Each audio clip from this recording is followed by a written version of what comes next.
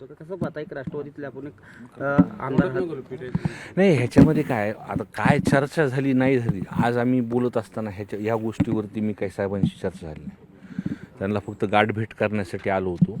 पण तुम्हीच मला असं वाटतं त्यांना एकदा विचारून घ्या. आमदार साहेब, तुमची काय आज बैठक आहे का या ठिकाणी? आज जर साहेब इथे आहेत तर तुमची काय बैठक? नाही, आज बैठक ही ते काहीच नव्हती. आमचं जे जवळचे लोक आहेत सगळ्यांचं ठरलं होतं की आपण 2-4 दिवस इथे थांबायचं. काल मी 1 दिवस फक्त बीडला जाऊन आलो. कोण का दादांच्या एक शोकसभा मी आमच्या कार्यकर्त्यांनी राष्ट्रवादी भवनमध्ये आयोजित केली होती, मग ती करून मी परत आलो.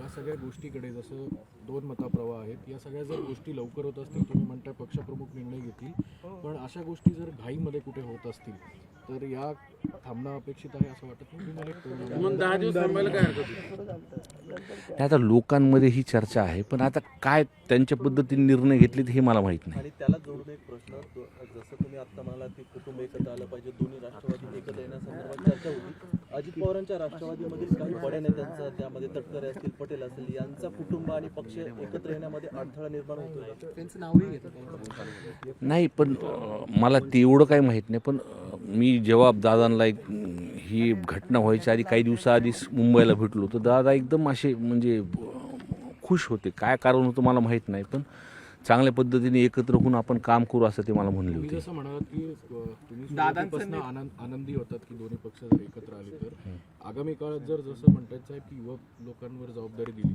तर तुम्ही देखील या संपूर्ण प्रक्रियेत सहभागी स्वतःहून व्हाल का? नाही, हे बघा, मी तर पहिल्या दिवशीपासून काही आम्ही जे लोक आहेत म्हणजे पक्ष स्प्लिट झाल्यानंतर तर पहिल्या दिवशीपासून आमची भूमिका आहे की ती एकत्र व्हावं. तर प्रत्येक वेळेस मी मीडियासमोर हे स्टेटमेंट दिलं. मुद्दा असं हे सगळ्या याच्यामुळे खीळ बसली असं दिसतं. मी साहेबच म्हणले, आता मलाच माहित नाही पुढे काय होणार. दादांची इच्छा होती, आमची आजही ती इच्छा आहे की दोन्ही एकत्र हो, पण आता समोर हा निर्णय घेतला गेला आम्हाला माहित सुद्धा नाही म्हणे. एवढी काय नाराजी स्पष्ट केली साहेबांनी थोडक्यात. मी तेच म्हणलं तुम्ही जाणून बुजून हा दोन्ही राष्ट्रवादी काँग्रेस पक्ष येऊ नये अशी देखील काही जणांचा. बघा, मला तर आजच कळालं आहे या विषयावरती. आणि पवार साहेब जर ह्या संदर्भात बोलले असतील मिठाचा खडा कोणी टाकला याच्यात? मला असं वाटतं मला ह्या संदर्भात सांगायची नाही. आपण सर्वजण हुशारात महाराष्ट्राची जनता ओळखून घेईल. जे तुमच्या गटाचे आमदार आहेत ते अजित पवारांचं नेतृत्व मान्य होतं तुम्हाला प्रफुल्ल पटेल किंवा सुनील तटकरेंचं नेतृत्व मान्य असणार आहे का आगामी काळात? भेट घेतल्यानंतर माध्यमांसोबत संवाद साधलाय. शरद पवारांच्या भेटीसाठी ते गेले होते. आम्हाला तर कधीही वाटतं की पवार कुटुंब एकत्र झालं पाहिजे. पण प्रफुल्ल पटेल असतील, सुनील तटकरेंचं तुम्ही नेतृत्व स्वीकारणार?